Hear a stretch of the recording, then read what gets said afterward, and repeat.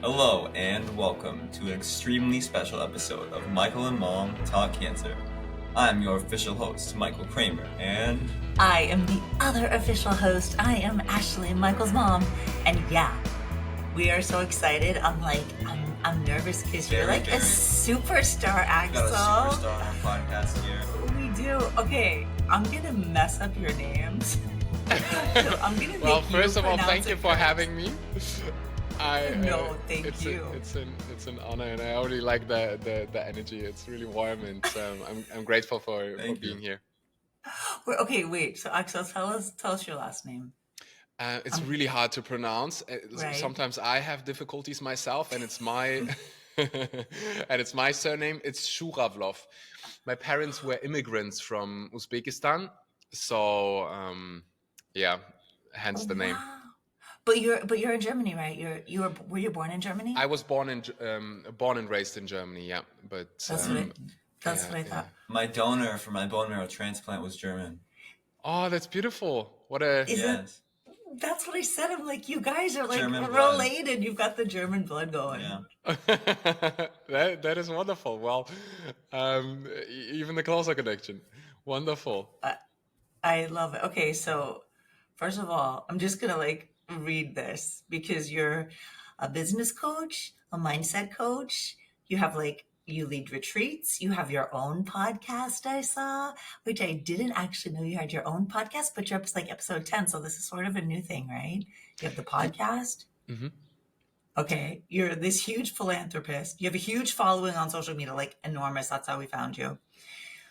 But you're also a cancer survivor. But I feel like the cancer survivor part, you were already Doing this before. Yeah, you were already a coach. So we know a lot of people that have flipped because of their cancer experience. But for you, it was already in place. So, oh my gosh, first, thank you for being here. But can you share? I actually went to your timeline on your website and I was like, it doesn't even say cancer.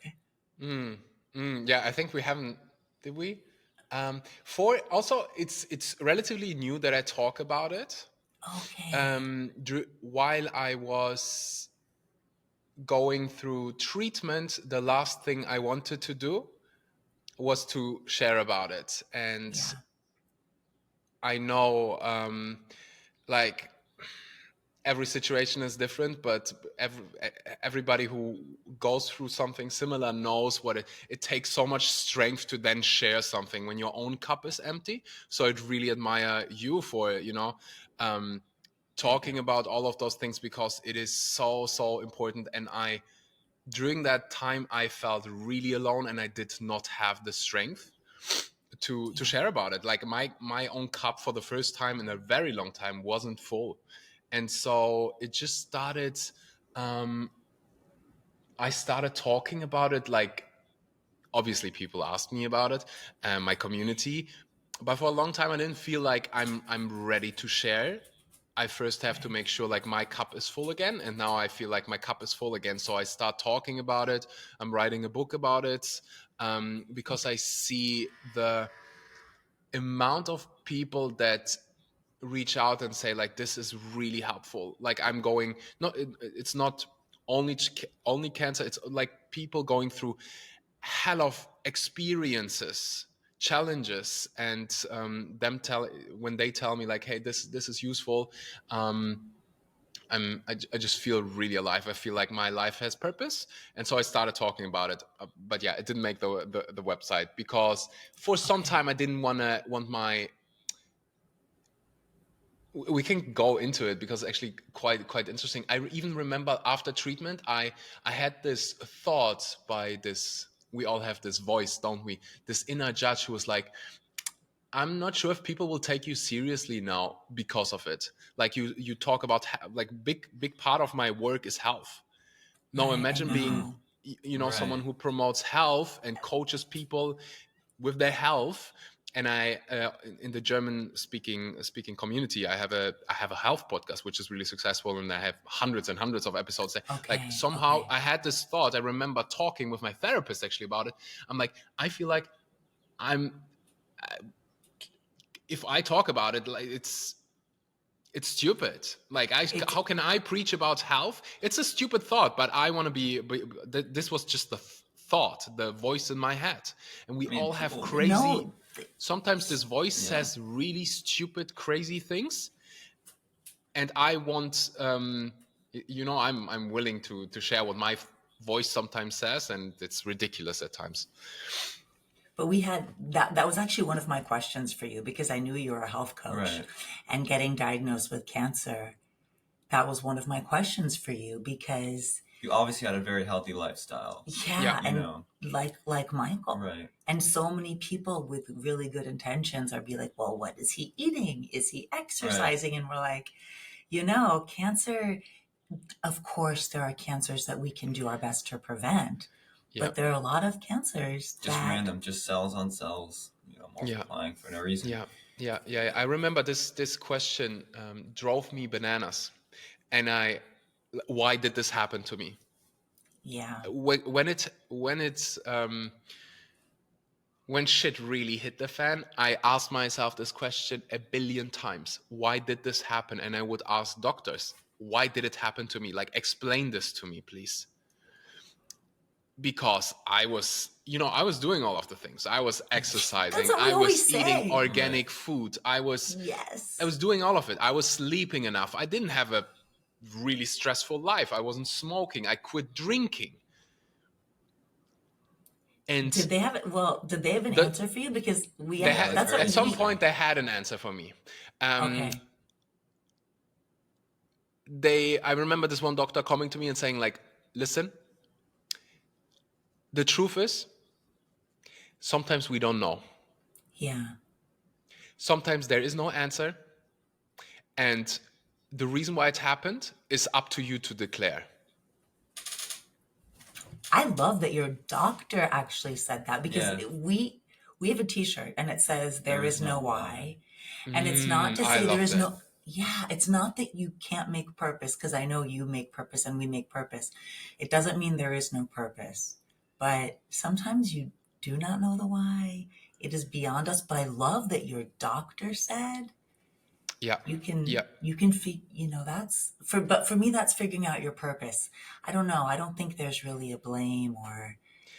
I remember having this conversation, and she really took her time and sat down. She's like, I have these conversations every day. Like, I also have a hard time when there are there's someone she saw that day, couple months old, who has leukemia. And she's like, what am I telling her? Like, you didn't exercise, you didn't eat the right food. It is just, sometimes we don't know. And I love that shirt. There is no why. Mm-hmm. Sometimes There is just no why. shit happens. That is, in German we say, it's like PP, it stands for persönliches Pech. It's like, it just happened. You were Right. unlucky. It just, you don't know. Like it's up to you. And I'm like, oh, okay, understood. So I don't have to make myself go crazy with this question. Why me? Because I went bananas. Like, this question ate me for a couple of days. What was your diagnosis? Burkitt leukemia. Yeah. Most people have never heard of it, and I hope you will never hear about this after this conversation is over. We have heard of it, because Right. we've known people with it, but not Michael. But yeah, how did this happen? Because I did see your timeline of you going on this personal journey and coaching and philanthropy and health and fitness. And then maybe, I don't know what you want to share with us. Do you want to share with us how the cancer came about, or? Well, I had back pain. That's all I had. Like, I had back pain. It got progressively worse really quick. I remember this one evening driving home from the gym, and my stomach would just hurt. But I didn't understand. It was just like, probably I ate something wrong. Probably because I'm a big athlete. I love exercising. I love doing CrossFit and all kinds of sports. And I was literally coming from the gym. So I thought, the reason why my back hurts is probably because I was lifting too heavy.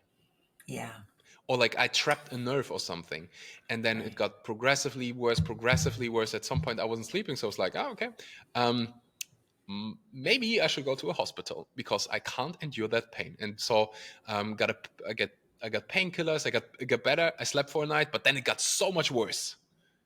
Like it just got worse and worse by day, and I could not sleep. So at some point, saw different doctors, went to a different place, and they're like, I don't think you trapped a nerve. You are in some serious trouble. Like, we don't know what it is, but based on your inflammation levels, you have to go to a hospital right freaking now.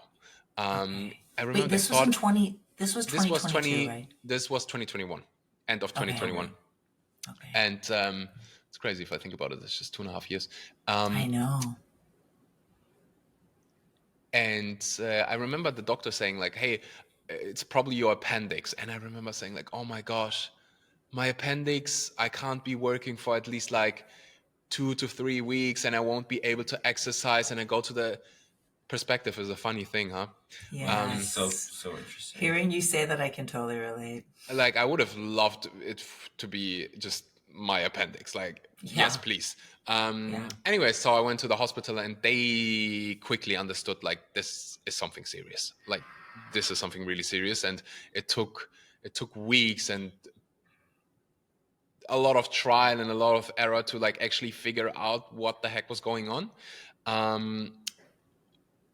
But yeah, and at some point they knew they did a bone marrow puncture. I was high on so many painkillers that I don't even remember that procedure. Right. But I do remember the diagnosis and not understanding what the heck was even going on. Like, I was so in it. I don't know if it was shock or just like fight or freeze response, but I did not understand that I have cancer for a couple of weeks until I was at a point where I'm not fighting for my life anymore, where I'm like, oh, right now I can breathe. Oh, okay, this is what I have? What the heck? And I started doing research about it. One of the worst things I've ever done. Don't Google. Oh my gosh. Don't use Dr. Google. Never. No, for real. That Do was, not. we always say that when they told Michael his diagnosis, it's hepatosplenic T-cell lymphoma. And we always say the first thing the doctor said was, do not Google it. And actually we listened because I was so scared to Google it. I just knew the fact that he said that Google was going to lead us down a really bad path. But can I ask you, Axel, so I don't know exactly how old you are. How old were you, and were you alone? No, I wasn't alone. I had amazing people around me. I have a beautiful family, and my partner at that time was right next to me. I'm 28 now, so when that happened, I was 26. Okay. Turning 29 pretty soon. Yeah, a baby. I know your birthday's almost the same as Michael's. You're May 22nd. Oh, nice. Michael's when is your birthday? May 19th. So you are a Taurus. Yes, Taurus. Okay, Taurus. Okay, go. For sure. You know why I know when your birthday is? Because you said something on, I'm launching this on I'm launching because of my birthday. Yeah. So and yeah, I was wait a second. That's funny. Yeah. Okay. So did you have your family with you? Is your mom and dad, are they close? You had a partner? My mom passed away when I was, I think, a year old. That was my first touching point with cancer because she died of cancer, and not that kind of family, but we always have two families, don't we? Like one family that has been given to us, and then one family that we create. I still have my siblings and I are really close. But I also have a new family, a second family that is really, really close, and a couple of people who feel like siblings or feel like a new mother. Actually, a couple of people. I feel like always saying I have like 4 mothers, like genuinely women who would always be there for me. I could call them anytime. I could get shelter, food, whatever. It's beautiful. Yeah, that's very beautiful. So when you were diagnosed, because you were so healthy, do you ever consider not doing chemotherapy and doing like a alternative medicine? Personally, I did not, but I'm just wondering if you did. No way. Well, I didn't feel like I have many choices here. Exactly. That's what I was That's gonna how say. he That's how felt. I was too. I'm just curious to see your Yeah, perspective. yeah. I'm someone who, like, right now, for example, like I buy organic food when I can avoid pesticides. I avoid pesticides, Of course. and I go for natural things. But there are also moments like I had to just face reality. The Right. doctor came Of in. She course. said, "This is the diagnosis. This is what we can do about it." Two options. Option number one: you do chemotherapy, and you have a chance. Option number two: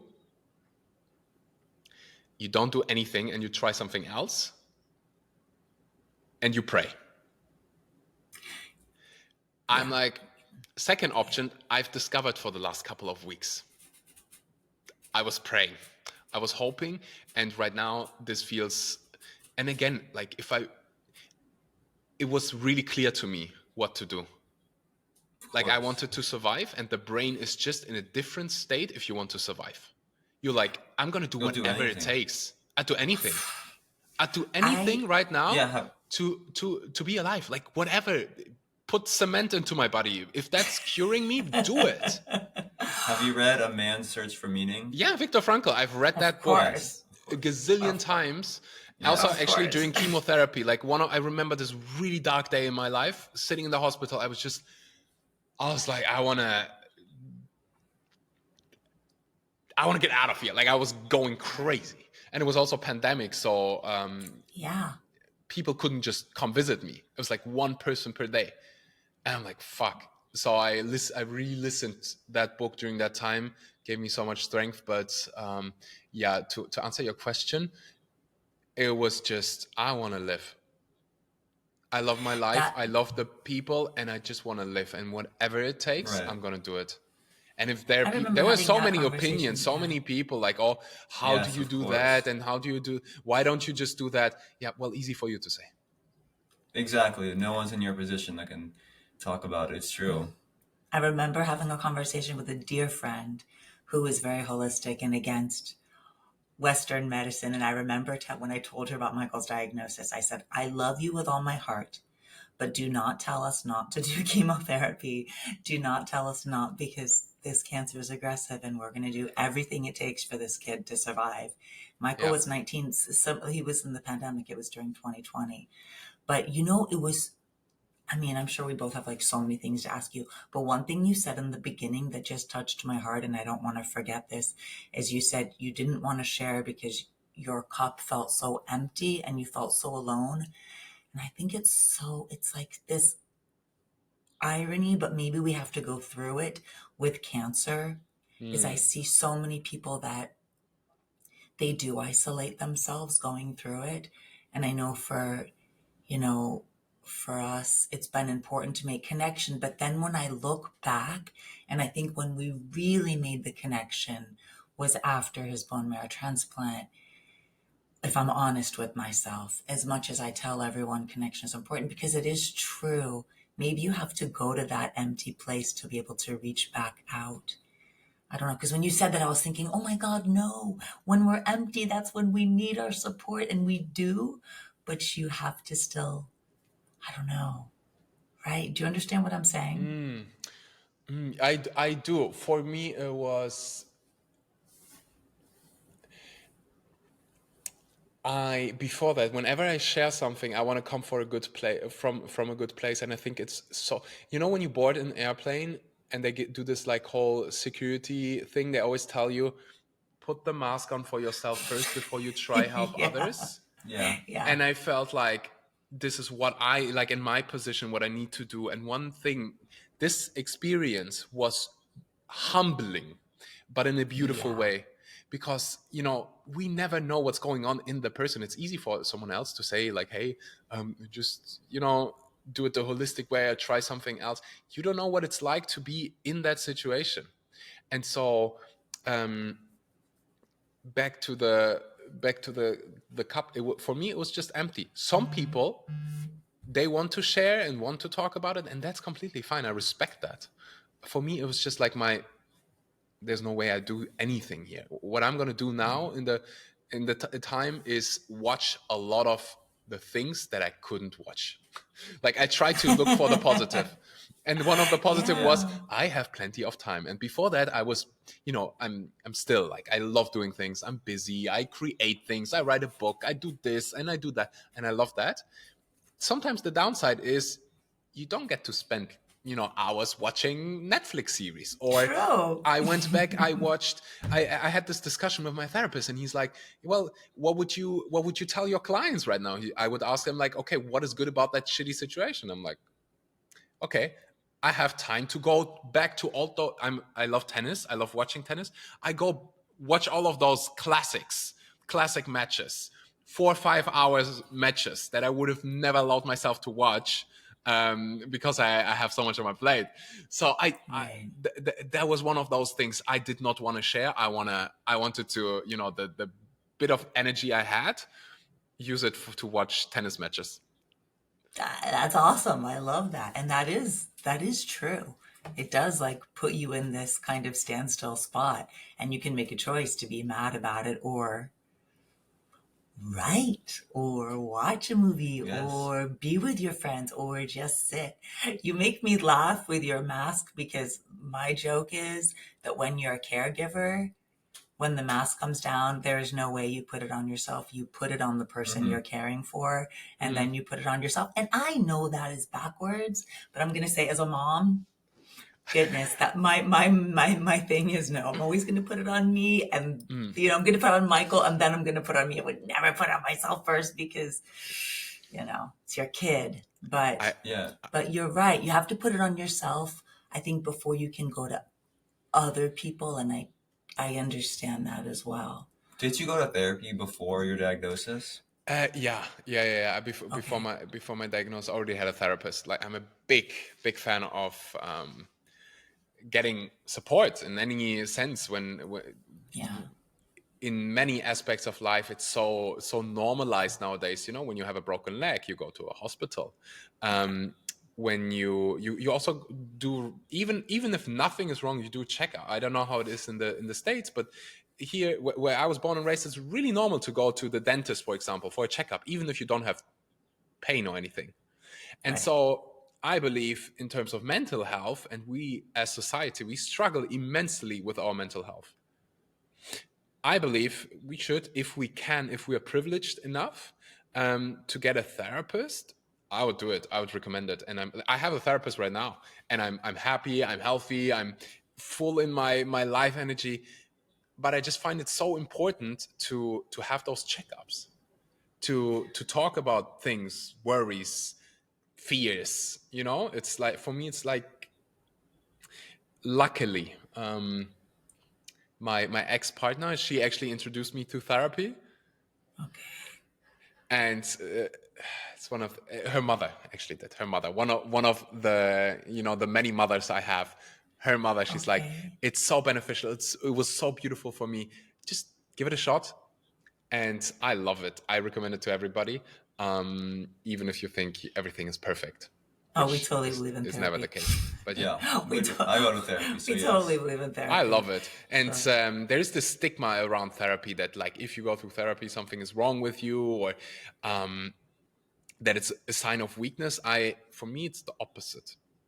When I yeah. also like see someone going through therapy, I have instant connection because I know that person is really aware, and that person works on themselves, which in itself is already beautiful. Like, that proves some kind of self-reflection skills.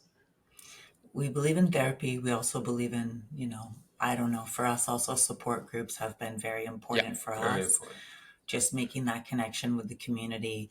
And I think that it helps people. Sometimes there's a problem in the US with being able to afford therapy.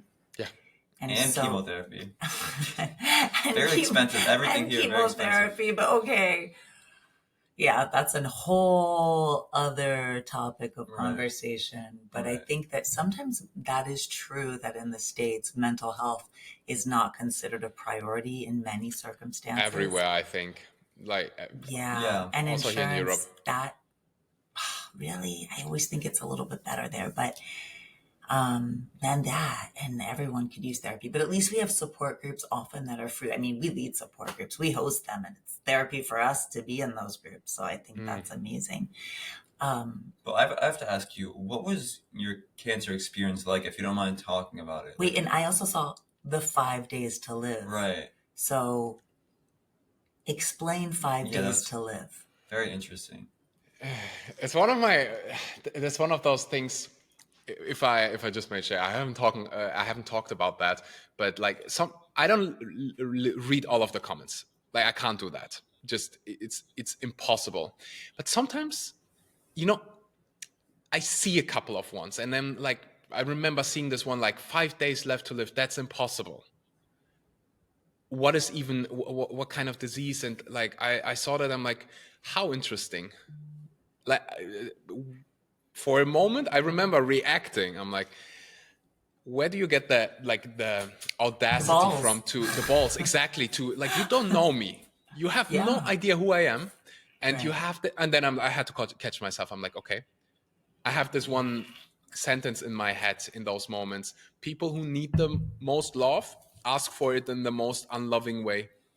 That Oh, wow. I believe you on that, and that we have a thing. Be kind because you don't know where someone is coming from. Exactly. Exactly. So I don't know what happened to that person, and you don't know probably what if I would happens to know, that it would be person. easier for me to have empathy. So nowadays, I Yeah. just ignore it. I'm like, okay, Yeah. never mind. Yeah. You have no idea who I am, so I don't care. Right. But the 5 days left to live is something actually that wasn't said to me, but to my partner at that time, Okay. to my ex partner, because I was fighting for dear life. I couldn't even like you couldn't have a conversation with me. I wouldn't understand. I Right. was on so many drugs. Burkitt leukemia is something that is so incredibly aggressive. If it's not treated, you die in a couple of weeks. If you're lucky, in a couple of months. Right. I went from being really fit and really healthy to not like to almost dying in a matter of weeks. And so my kidneys were about to fail. And they couldn't do chemotherapy because my kidneys could not get rid of that cancer cell. So they basically said, we have no choice here. And based on what we see, a week, go call his family. That's what they said to my ex-partner. Wow. Okay. I learned about those things way later. Well, But it was how I did you? remember the Okay. doctor How coming did in you? at some point. Yeah, how did I survive? There's this beautiful machine, robs your soul, but it saved my life. I was put on dialysis Right. That's what I thought. Yeah. Yeah. while I was going through chemotherapy, and without this, whoever invented this machine, without that person, I wouldn't be here Right. Right. because that's what saved me. Wow. You know, That that's how my husband died. That's So he had cancer and ended up his kidneys went into failure, and so they stopped chemo, and we tried dialysis, but as you said, it's a torture machine, and he was just, I can't do it, and within a week he did die. So I understand what you're saying about the 5 days, because it was about a week. yeah, yeah, yeah, Yeah. and that time was really like probably even tougher for my family than for me because at least I was high on drugs. Right. But now, how long was your? I mean, we've seen what you look like now. We've seen your videos from 2022 and 2024, and but how long was that recovery? And I I'm I mean, it's if lifelong, I'm I'm sure. completely honest, as soon as the chemotherapy stopped, I recovered pretty quickly, like physically. Okay. I My hair grew pretty quickly. You I got was some able. great hair. yeah. Thank you so much. Yeah. Yeah, thank you to my mama for giving me those jeans. I have good hair. Yeah, yeah, I have good You hair. have good hair. Thank you, thank you, thank you, thank you. But that was surprisingly quick, and I want to give people that hope because that hope is, and if just one person listens who goes through chemotherapy or like something similar, I want to give you hope because that's all I wanted during that time. Like I didn't know how it's going to be, if I Yeah. can live again, like live like before. It doesn't have to be the end of your life. And I can obviously, like, every journey will be different probably. Right. But if you ask me about my recovery, it was the mental part was tougher than the physical part. Right. Like I know I will work out, and like I didn't worry about that part. Like I have a, like I knew it's gonna be okay. But the mental part, oh my gosh, my back hurts. Yeah. Do I have to go through this again? And I'm sure you guys can relate when you do a checkup, like this Yeah. uncertainty. I remember this one moment where I get my blood checked, and at that point I started learning about different, like I knew exactly how my blood count should be and how it Of shouldn't be. Like course. I felt like at some point I could work here. So We understand I that. We feel the see the same. results, and I'm like, oh no, no, no, no, no, no, no. And I start going in my head, and like I haven't even spoken to the doctor yet, but I see the results. I'm like, no, no, this can't be. I'm not gonna do this again. No fucking way. And then I went into the doctor, and the doctor said, like, don't worry, this is completely normal. Like, you Right. can't expect that. It is okay. Everything is all right. Don't worry. And I'm like, whew, thank you. Those words, don't worry, out of the mouth of a doctor can be very powerful. They usually don't Yeah. say those kind of things. But I forgot completely what the question was. Well, we were just talking about your recovery. My Yeah. recovery How, journey, exactly. yeah. Yeah, Because how long did you actually do chemo for? 6 months. 6 months. Okay. Yeah, Okay. 6 months, 6 rounds. Um, Right.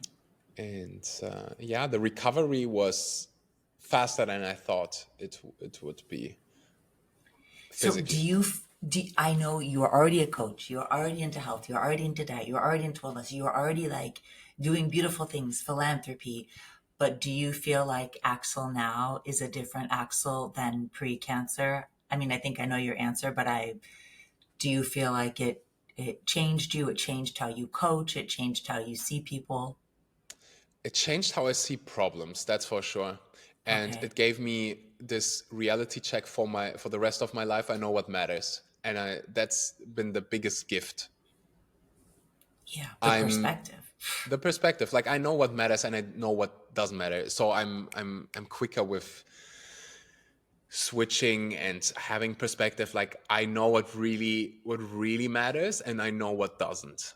And that's beautiful, and that enables me to work even better with people. Like most people don't have that. Like I truly believe that's the only way you remember back to the question, why did this happen Why? to me? Why Yes. me? I Yes. chose to say it happened to me so that I could tell other people about the experience. I could make Yeah. other people understand what a beautiful gift it is to just be alive, to just wake up in your house, to be able to breathe. Yes. I think we To feel the same. like I went through this so I could serve even better. That was the only, like, obviously we all don't know whether it's true or not. I choose that. But like You choose. everything is by created by us by choice, what it means, and like Yes. why would I choose this? And I remember having those thoughts. I'm like, oh, are my genes just not good? My mother died already because of cancer. Right. Is it just me? And I'm like, I don't know. We all don't know. So might as well choose something that's powerful. Like choose a nice story. We also all don't know what happens once we die. I don't know, but Yeah. I'm a purebred optimist. I believe after that it's even better. I I think don't you're an know. optimist like me. You I are. can. What's We are so similar, Axel. I what's feel the, the what's the same. what's the alternative? Yeah. Like the Right. alternative is just dark and gray and it's not fun. So Of might as course. well. And all the lessons, like Yeah. all the lessons before that, my childhood, and like that's the reason why I got into psychology. That's the reason why I started coaching. Because I grew up with an alcoholic, and my mother died, and a big part of my father died in that moment as well. Of course. obviously, like losing the woman you love is incredibly hard. You know, the mother of your kids is insanely hard. And I grew up with this scarcity and fear, and being an alcohol. So being an alcoholic is one thing, but being surrounded, living with an alcoholic, is incredibly hard too. And so that's the reason why I built this mindset, why I started reading books and stuff. All of those things really helped me during that time. All of those emotional muscles. So now I'm at the point where I can say and look back, connect the dots looking backwards, and say, like, there's also beauty in it. I wouldn't want to do it again. I'm not going to do it again. The beauty and the pain. We call it the beauty and pain. Yes, for sure. My therapist, he said, like, Axel, from now on, let's call it teacher. Right. You had this teacher. Right. And this love teacher that. taught me a lot of lessons. So my life now is, I don't want to give people like the illusion that my life now is perfect and I never worry about stupid things, so I get angry about dumb things. Still happens. And sometimes I even feel like stupid, like, Axel, you know, it's not going to matter. Like, if anybody should know, you should know. So get over it. Me too. It happens to all of us. It's human. Yeah, it's human. It's human. You cannot be happy 24/7. You cannot be enlightened 24/7. But what you can do is what you're talking about, is like recognizing it, and then, okay, so I went there and now I can choose to go the other way. I think that's the tools. That's what you're giving people. Yeah, Those are the lessons, the teachers. What is your biggest challenge now, you would say? Whew. I know. We have tough questions here. What is my biggest written down? challenge What is your now? biggest challenge? Mm-hmm. It's not your hair. It's not your look. He's so It's for gorgeous. sure If you not guys my are- hair. if you guys Yeah. are on YouTube, No, but also he's so gorgeous. I'm filming a course at the moment, so my hair has to be on point. It doesn't look like it every day. But thank you. I take it as a compliment. You're pretty gorgeous every day. Thank you. I appreciate that. I'll tell my mother. She did a good job. Biggest challenge, I would say, love. Finding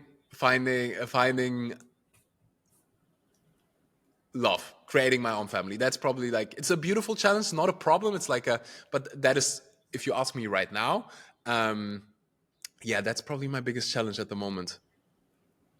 Well, right now you're creating this beautiful community of love. Yeah, and it's gonna come to you because you just exude so much love. It's all gonna come to you at the right time. It'll be when you least expect it. I totally believe that. Yeah. You exude love. So we also wanted to ask, like, what do you do? I mean, I feel like what you do to cope. I know you have a therapist. I know giving back. Like, what do you do for fun? Like, what's your fun stuff you like to do? I love that. What a good question. What I do for fun? Yeah. I play tennis, paddle tennis, and regular. Just started regular tennis as well. I think in the States you play mainly pickleball, but like I'm obsessed Not with us, but No, yeah. I don't do that. No, but like in general, I think pickleball in the States is pretty big. There's a lot of pickleball courts.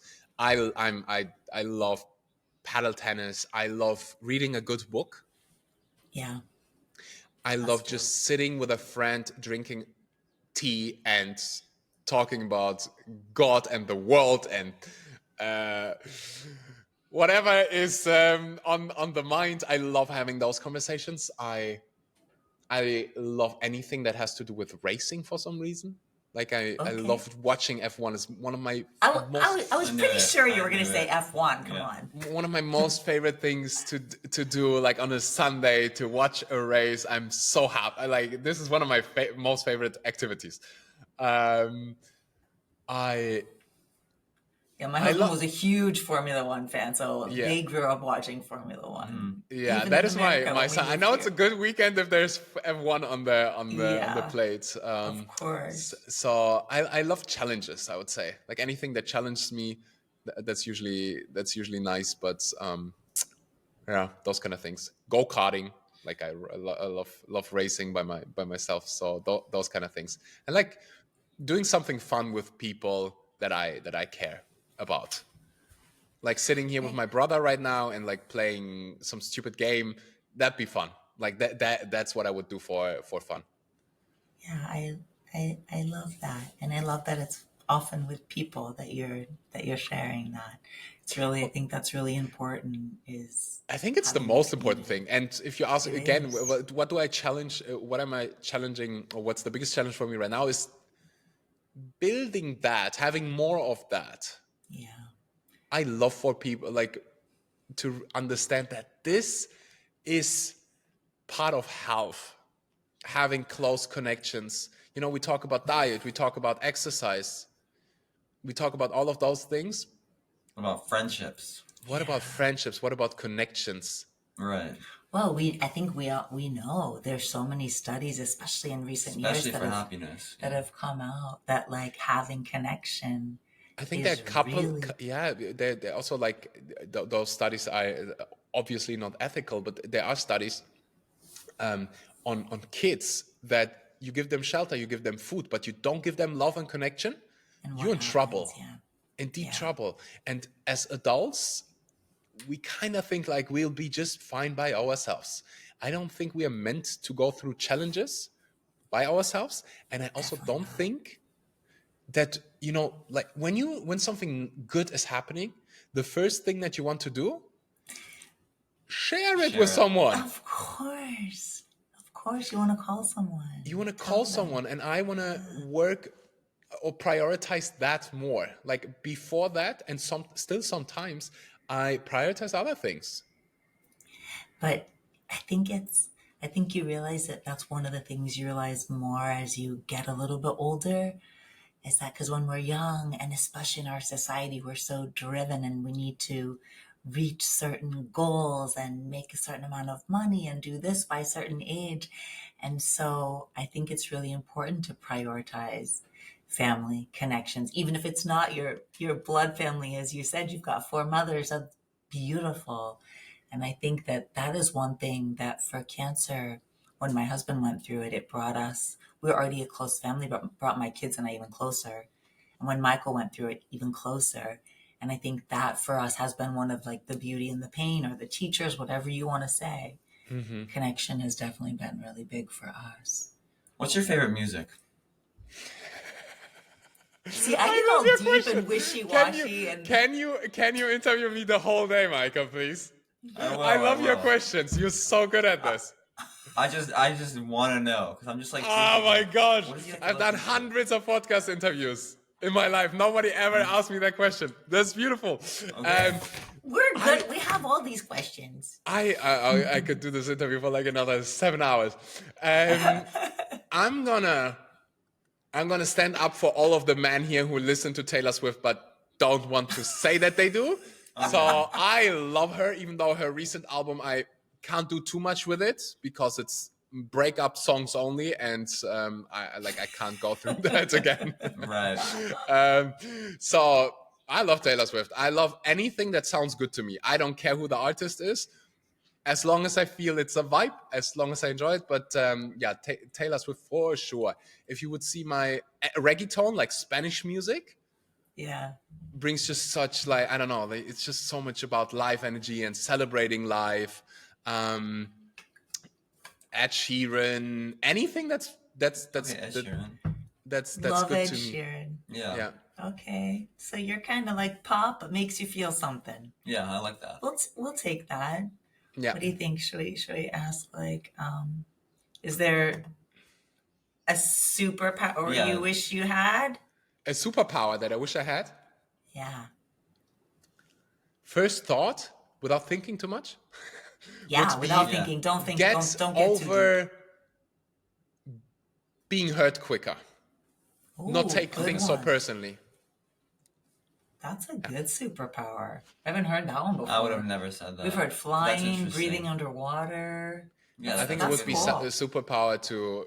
It would also make my life so much better if I could just not take it so personally, things, and get over it. Like if I could get over any challenge in like this, That'd be nice. Yeah. But yeah, gotta do all that growing stuff though, you True. know? Growing pains and all that. You gotta go through all that stuff. I've Yeah. been through enough. I know. All right. All right, favorite movies. Favorite movies. Do you have a favorite movie? I love The Great Gatsby. Ooh, I love that movie. What a good movie. What a good. And right now I have somewhat of a Great Gatsby dynamic in my life with someone I care about, and it sometimes reminds me of this movie. You know, when I think about the movie, you look at someone and you really admire that person, and you're not in your head, you're in your heart, and yeah, I love that movie. Okay, awesome. Okay, I like that. All right, favorite book. That's like book? our last of the favorites. Yeah. Man's Search for Meaning is a good one, but my favorite book all time is The Meditations by Marcus Aurelius. Okay. I think it's a book everybody should read. It's not an easy read. It's 2,000 years old. Yeah. But I have it not did read a it, but I've lot heard of for it. me. It changed my life. I read it when I was 18, and it made me understand how precious life is. Beautiful. What's it called? The Meditations by Marcus Aurelius. Cool. I'll definitely give it a read. Yes. Interesting. All right. Was there something you wish that we asked you? And it could be serious or not serious. Is there anything you wish? I want to know what city you live in Germany. Look at your house with the wood. It's gorgeous. I'm currently in Mallorca. I'm not. That's not how Germany looks. Okay. A question that I wish you would ask me. I think you asked really good questions. I don't know. Honestly, is there something you would still like to ask? That in itself is a really good question. Like, I love how much thought you guys put into those interviews and really prepare. And you have it's beautiful. I'm really honored. I think your questions are much better than mine, so keep asking them. Okay, so we'll ask her. We have one last Yeah, one. what's your greatest lasting message you want everyone to know? Like right now, if this is your last message, what would it be? Yeah. It would be, don't act like you will live forever. Don't take life for granted. Don't take all of those little moments for granted. The little moments with your loved ones, drinking your coffee outside, being able to just be free. If I can, my message would be, understand what a privilege it is to be able to wake up and be healthy. What a privilege it is to breathe. What a privilege it is to if you have the chance to walk, like if you have that, that'd be probably my biggest, that would be my last message. That's beautiful. That's beautiful. You asked the last question, Mom. I don't know. We have a signature question, which is go for it while the Spanish owner of this house. Just un momento, por favor. I heard the knocking. Yeah, I love that. Tell me you're in Spain without telling me you're in Spain. People just walk into your house and like, hello. Yeah. I love it. That's so funny. That's so European. That's not American. No, that's Spanish. In Germany, that you would. This would be German. like, I would say no. No. But like in Spain, you have to get over it. It's like, okay, never mind. Well, I think that you kind of said it with your last message, but we usually do ask, if you knew you were going to die tomorrow, what would you do today? Yeah. We kind of ask everyone. Call the people that I love and tell them how much I fucking love them. Oh, I love Sorry that I have to swear, but I have to swear. Okay. It makes it more passionate. I would call the people I love and I can think of their names immediately, and I would make one phone call after the other. If I can, go look them into the eyes and tell them just like, I really love you, and this is the most beautiful thing. And maybe like talk about the memories we had, laugh, cry. That's what I would do. That is the common thread. I think pretty much everyone says they want to be with the people that they love. I love that. I love that so much.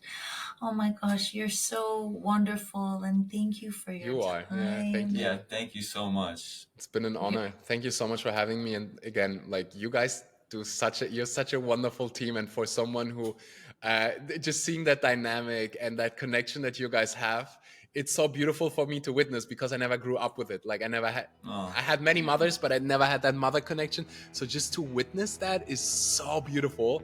And I'd love to provide that one day for my kids. So thank you. It's been honestly like, it's been really touching for me to just be here and be interviewed by you. I really want to hug you, so come to Miami or we're going to come visit you. One or the other, and I'll give you a big mom hug. Yeah, for sure. Thank you. I appreciate it. This is an official goodbye from your host, Michael Kramer. And Michael's mom, Ashley, and Axel. Thank you. We're going to put also in the links, we'll put like social media, your social media, your website, where everyone can find you. Thank you for your time. You're beautiful. Thank you. Thank you so much.